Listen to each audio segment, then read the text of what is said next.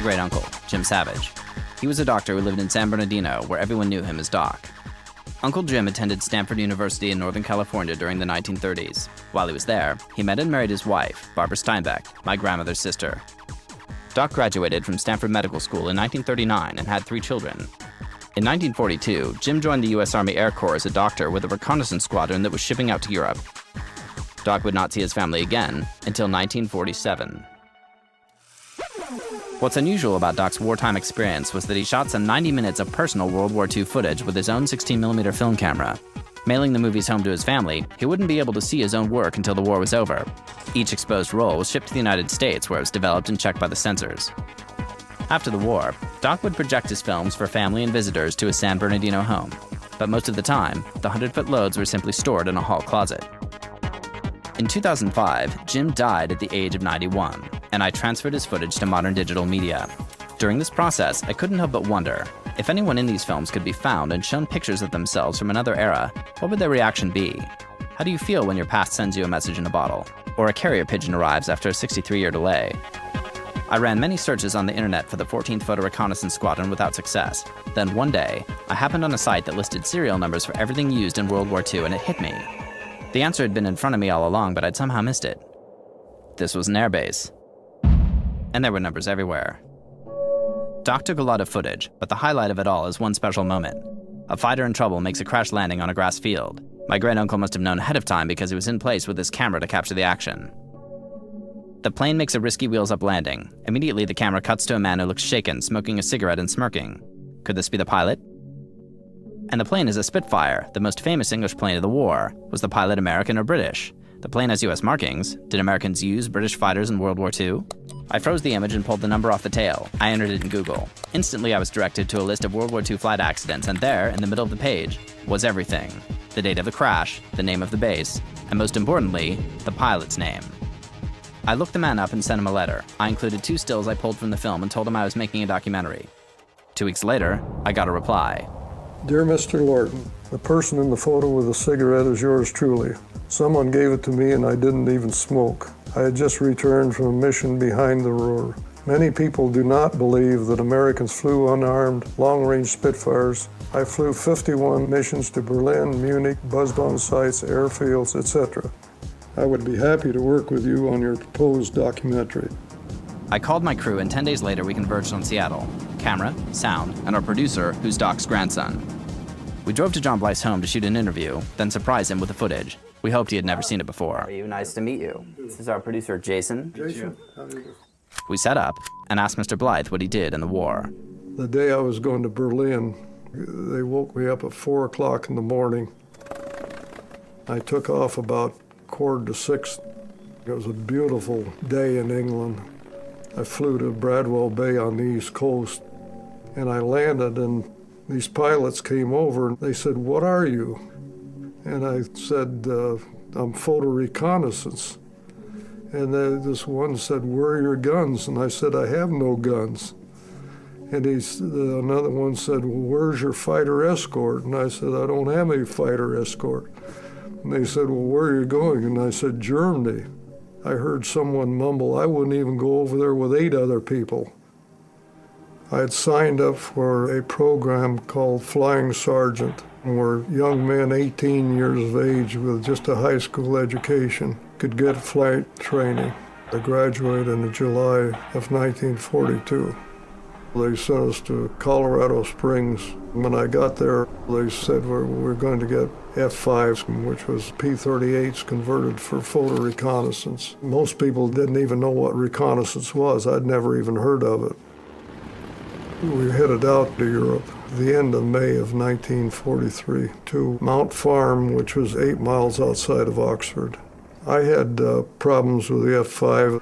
The 15 missions I flew in them, flying at altitude, the aircraft didn't handle as well as it should. We were having a lot of problems with them, with engine troubles. The turbo supercharger regulator in the cold of Europe, it would freeze, which could blow up your turbo supercharger. So twice I got down to 1 engine on 2 missions. The British weren't having as much trouble, and they were flying Spitfires and Mosquitoes from the next base. I'd really wanted to fly a Spitfire ever since I was in high school.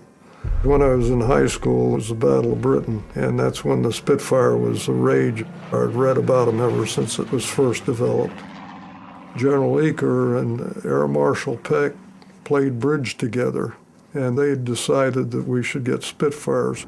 The range on the Spitfire was as good or better than the F-5. You had better roll rate, you had better rate of climb. We didn't need any special training. I just started flying it. The Mark 11 that we had was a conversion from the Mark 9. It was the main British fighter at the time. They took out the guns and put in leading-edge gas tanks. And we had two 36-inch focal-length cameras mounted in back of us.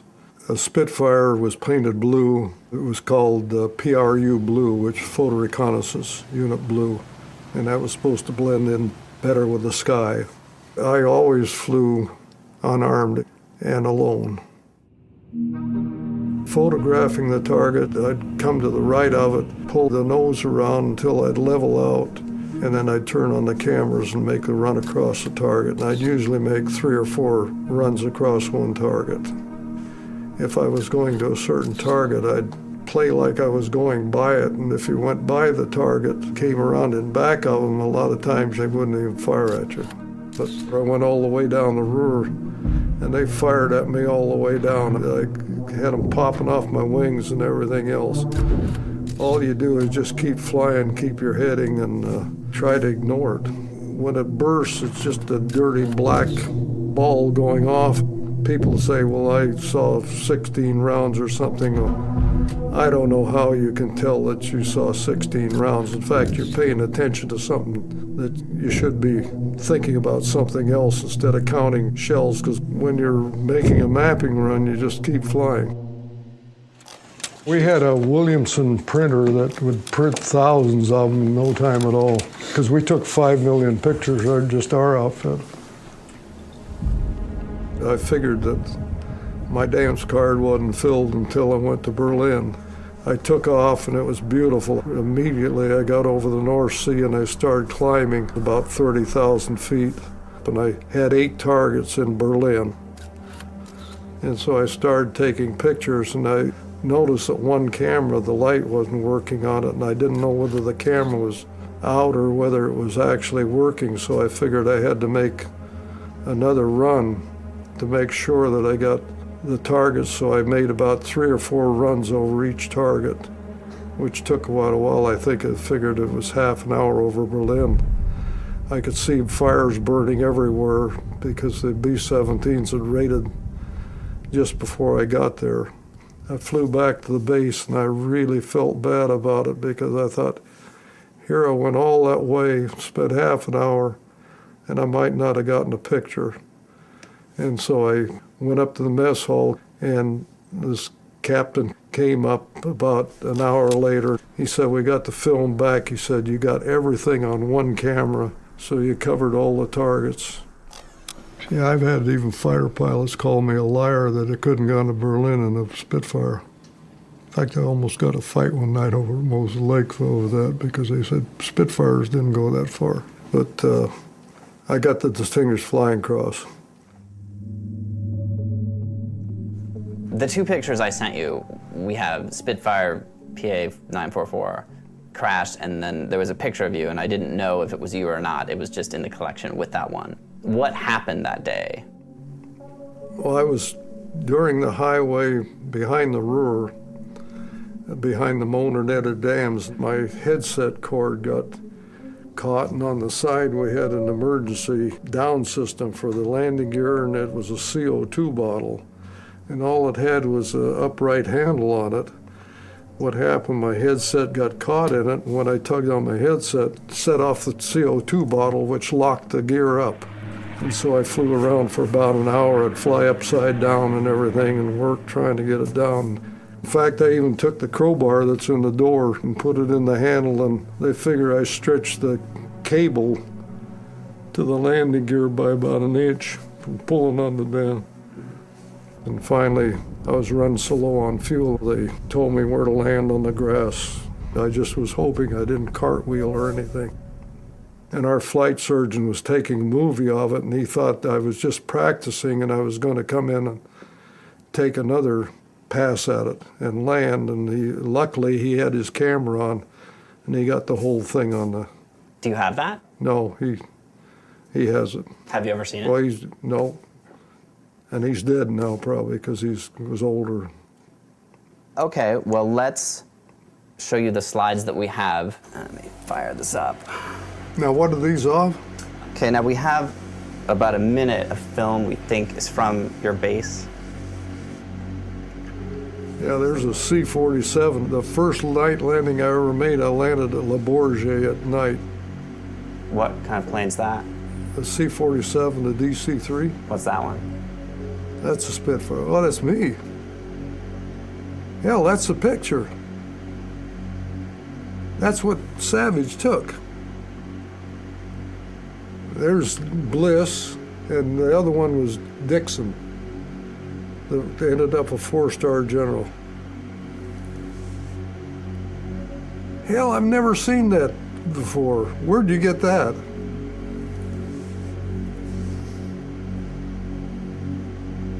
That's a wooden prop, you know. Wooden. Yep. See, there's no bulletproof glass on like a fighter. Why was that? Weight? Well, they figured if they got that close, you're dead anyway. I'll be damned. That's motion. Savage lived in San Bernardino. He was a doctor there. You want to see it again? Yeah. Is there any chance to get that? Because my Oh, kids. yeah, you can have it. My kids would love to see it. There it is.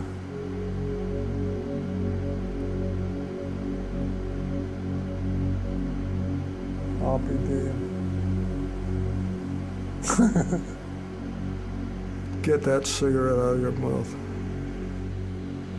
Yeah, hell, I flew that thing as soon as they put a prop on it, the radiators. Did you say you have a piece of the prop of that? Yeah, I had it. Where did? Oh, here it is. That's amazing that you have that.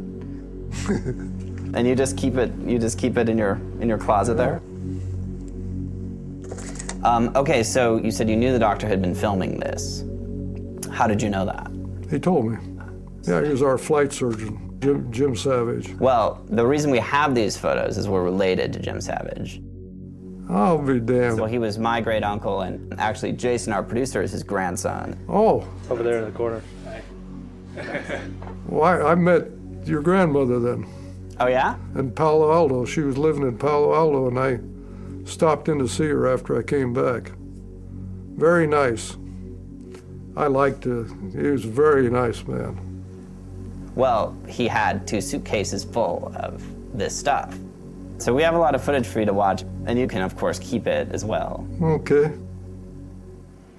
That was the sweetest airplane. Any pilot should fly a Spitfire at least once.